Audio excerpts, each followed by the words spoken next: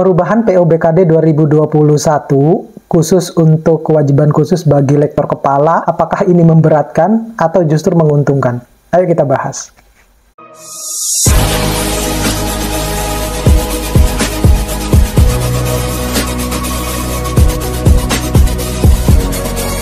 Assalamualaikum warahmatullahi wabarakatuh. Nah, kembali lagi dengan saya di channel baru saya di Mimbar Intelek. Anda juga bagi teman-teman atau Bapak Ibu yang mampir di channel baru saya ini, jangan lupa untuk subscribe, like, share, dan komen. Atau juga bisa mampir di channel lama saya, Alkolif. Nah, di situ lebih banyak juga membahas tentang dunia skripsi. Nah, kali ini saya akan sharing karena beberapa hari yang lalu saya mendapatkan chat dari teman-teman dosen lah yang mungkin mau menanyakan keterkaitan dengan kewajiban khusus yang ada di POBKD 2021, perubahan POBKD 2021 yang update di tahun Oktober 2022 kemarin. Ya, jadi berdasarkan informasi yang saya dapatkan baik itu dari Kemendikbud maupun dari YouTube Kemendikbud. Nah, itu berdasarkan informasi per Oktober 2022 bahwa perubahan POBKD itu akan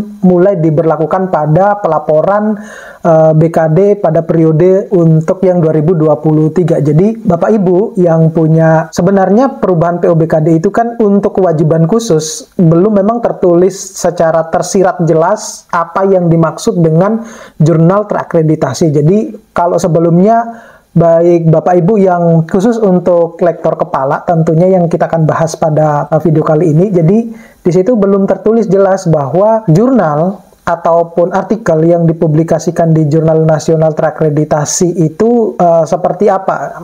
Maksudnya itu apakah yang penting sudah terakreditasi atau ada kriteria tertentu. Nah, jadi pada POBKD yang terbaru itu yang nanti akan terbit dan akan mulai diberlakukan per 18 Februari 2023 itu adalah khusus untuk kewajiban khusus lektor kepala itu adalah harus minimal publish di Jurnal Nasional Terakreditasi Sinta 1 ataupun Sinta 2. Nah, kebanyakan kalau Sinta 1 itu adalah sudah Scopus. Nah, hanya saja Scopus yang berada di Indonesia itu berbeda jauh dengan yang ada di luar negeri. Kenapa demikian? Berdasarkan dari apa yang saya amati, apa yang pengalaman yang saya dapatkan pada saat saya saat ini sedang melanjutkan studi S3 saya, teman-teman S3 saya yang publish itu prosesnya tidak selama ketika kita publish di jurnal-jurnal Sinta 1 yang sudah termasuk golongan Scopus di Indonesia. Jadi jangankan yang itu ya, bahkan yang untuk nasional terakreditasi saja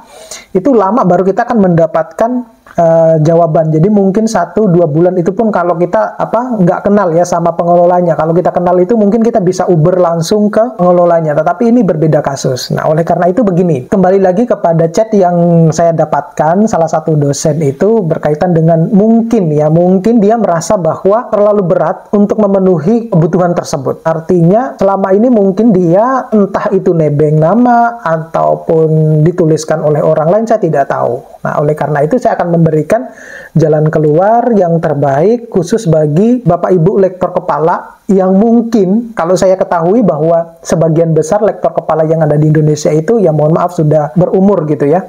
Jadi usaha untuk atau effort untuk menulis itu sudah menurun. Apalagi dituntut bahwa setiap tahun kalau misalnya artikelnya dipublish di Jurnal Nasional Sinta 2 saja, setiap tahun berarti dalam 3 tahun itu berarti harus menghasilkan 3 paper, di mana salah satunya itu adalah harus menjadi penulis pertama, sedangkan sisanya sebagai penulis anggota. Nah, ataupun penulis koresponden. Di video saya sebelumnya sudah saya sampaikan bahwa sebenarnya ada beberapa cara yang harus diterapkan. Nah, mungkin ini saya akan memperjelas, mempersingkat untuk bisa dipahami. Jadi yang pertama begini, kalau misalnya di dalam satu jurusan ataupun di berbeda jurusan, kalau misalnya mau kolaborasi riset ya, yang masalahnya di Indonesia itu kita jarang sekali melakukan riset kolaborasi gitu, baik di antara berbeda jurusan maupun yang berbeda universitas. Jangankan yang berbeda universitas, itu bahkan saya belum pernah saya ketemukan yang semacam itu. Berbeda dengan ketika di luar negeri itu, kolaborasi riset itu sangat menunjang sekali. Nah gitu. Nah, kembali lagi ke apa yang akan kita bahas pada video kali ini. Jadi, sebaiknya kalau misalnya di dalam satu jurusan itu ada beberapa dosen yang lektor kepala, sebaiknya ini masing-masing menulis dulu. Menulis, targetkan bahwa artikel itu akan dipublish di Jurnal Nasional Sinta 2. Nah, teman-temannya ini nanti diikutkan di artikel-artikelnya. Jadi, sehingga bebannya itu dalam satu kali terbit, ya, kalau misalnya langsung di-share ke beberapa jurusan, di beberapa jurnal, maka bebannya tidak akan terlalu berat, semacam itu. Jadi bapak ataupun ibu itu hanya cukup menulis satu jurnal, teman-temannya juga menulis satu jurnal, yang lainnya juga menulis satu jurnal. Hanya saja setiap orang ini mencantumkan nama teman-temannya di jurnal-jurnal tersebut, ya, di artikel-artikel tersebut. Nah, apakah boleh kalau semua penulis itu adalah dicantumkan sebagai koresponden? Jawabannya boleh. Ya, jadi tidak ada aturan bahwa koresponden itu harus sekian orang. Enggak. Tujuan dari koresponden itu adalah ketika terjadi revisi terhadap jurnal tersebut, itu akan diperbaiki oleh orang yang memiliki email sebagai email koresponden tersebut. Nah, semacam itu. Jadi semua penulis sebenarnya bisa berkontribusi sebagai penulis koresponden. Kemudian yang harus Bapak Ibu harus perhatikan itu juga adalah frekuensi penerbitan jurnal yang dijadikan bidik. Dalam hal ini misalnya kalau Bapak Ibu membidiknya adalah Jurnal Sinta 2, maka setidaknya harus punya list dulu. List yang menjadi target untuk Sinta 2-nya. Terhadap jurnal-jurnal yang sesuai dengan sebidang, misalnya semacam itu. Jadi punya list dulu, oh ini jurnal ini terbitnya pada bulan-bulan ini, jurnal ini terbitnya pada bulan-bulan ini. Nah, jadi itu bisa dijadikan target untuk Bapak Ibu untuk mempublish artikelnya.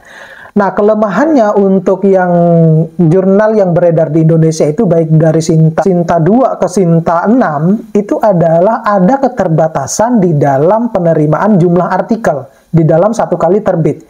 Nah, itu yang kelemahannya. Nah, semestinya ini harus menjadi masukan untuk beberapa pengelola jurnal. Semestinya dengan adanya perubahan POBKD ini, mungkin ya harus lebih leluasa menerima banyak jurnal, artikel yang akan dipublish. Jadi tidak ada lagi pembatasan bahwa dalam satu edisi itu misalnya hanya publish 5 atau 6 artikel saja.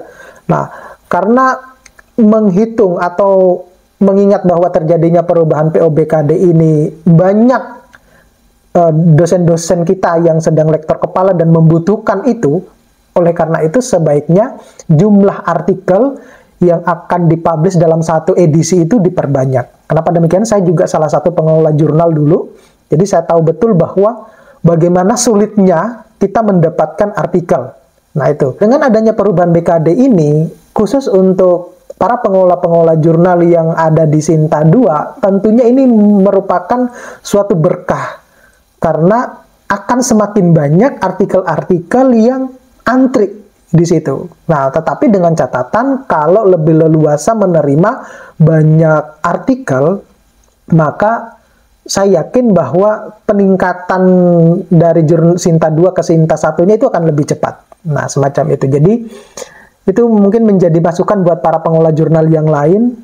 Nah, kembali lagi kepada POBKD. Nah, itu adalah kalau Bapak Ibu membidiknya adalah Sinta 2 ataupun Sinta 1. Tetapi sebaiknya, saya juga menyarankan di video saya yang sebelumnya tentang perubahan POBKD itu, bahwa karena sebagian besar jurnal Sinta 2 itu adalah sudah berbahasa Inggris, sebaiknya coba Bapak Ibu membidik jurnal internasional yang terindeks Scopus, tentunya dengan publisher yang memiliki reputasi baik, ya, misalnya seperti publisher Elsevier, Thomson and Reuters, ya, kemudian Wiley, ya, ataupun Springer. Nah, itu adalah publisher-publisher yang kredibel, ya. Coba Bapak Ibu cari jurnal-jurnal internasional yang memiliki publisher kredibel, publisher ternama, tetapi dengan impact faktor yang rendah. Artinya kalau dengan impact faktor yang rendah itu biasanya range-nya itu masuk ke Q4. Nah, semacam itu. Jadi dari mana kita bisa mengetahui? Nah, Bapak Ibu bisa searching di Google jurnal yang dia bidik itu seperti apa. Kemudian dicek impact faktornya berapa. Biasanya kalau kita ngecek juga di Google itu akan keluar impact faktor nama jurnal tersebut itu akan keluar. Tetapi banyak juga jurnal-jurnal yang kredibel itu seperti Elsevier juga meskipun impact faktornya rendah ya kecil, misalnya impact faktor 3 itu sudah termasuk golongan Q1. Kalau di jurusan saya itu ada beberapa jurnal, kebetulan jurusan saya teknik lingkungan, itu ada beberapa jurnal yang beredar di jurusan-jurusan teknik lingkungan itu yang impact faktornya 3 tetapi sudah masuk golongan golongan Q1. Tetapi ada juga banyak sebenarnya impact faktor yang di bawah 1 ataupun 1 yang termasuk indexingnya itu adalah sudah Scopus, tetapi mungkin di publishernya itu adalah publisher universitas. Nah, itu perlu Bapak Ibu harus lebih jeli untuk melihat publisher ini jangan sampai termasuk di dalam golongan jurnal yang predator ataupun yang masuk di dalam list predator yang discontinue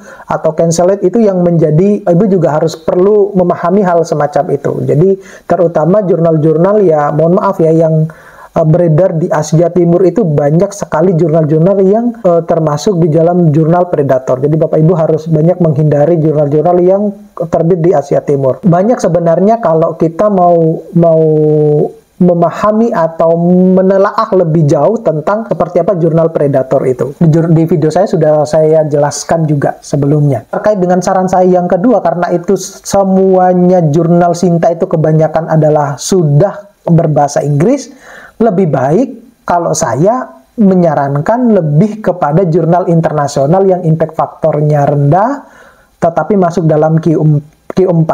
Nah, itu karena di syarat POBKD itu kan yang penting Scopus, ya Scopus dia tidak menelaah harus Q1, Q2, Q3, dan Q4 gitu, tidak mensyaratkan semacam itu ya. Saya kira untuk syarat khusus untuk kewajiban khusus untuk profesor pun itu kan juga sama gitu, harus jurnal internasional, kemudian harus menghasilkan buku ya, satu buku. Nah, itu baik itu buku referensi ataupun monograf yang akan berlangsung atau berlaku selama 3 tahun ke depan. Nah, jadi daripada Bapak Ibu membidik Sinta 2, bukan berarti saya menyarankan harus ke jurnal internasional ya. Jadi bedanya itu tadi, kalau ke jurnal Sinta 2 berarti setiap tahun Bapak Ibu harus minimal menghasilkan satu paper, minimal satu paper. Tetapi kalau misalnya dalam 1 tahun itu Bapak Ibu menghasilkan 3 paper sekaligus Sinta 2, maka itu berlangsung untuk 3 tahun ke depan. Nah, berbeda lagi kalau misalnya kalau Bapak Ibu membidiknya langsung ke jurnal internasional, hanya cukup satu jurnal internasional bereputasi saja. Nah, itu sudah bisa berlangsung atau berlaku untuk 3 tahun ke depan. Jadi, saya kembalikan lagi kepada Bapak Ibu, mudahnya atau seperti apa gampangannya buat Bapak Ibu yang sesuai dengan kemampuan tentunya dengan Bapak Ibu terkait dengan saya mau publishnya di jurnal nasional terakreditasi Sinta 2 atau yang jurnal internasional. Nah, kalau ke jurnal internasional tadi itu cari yang jurnal internasional yang memiliki impact faktor yang rendah, yang sudah masuk di keempat.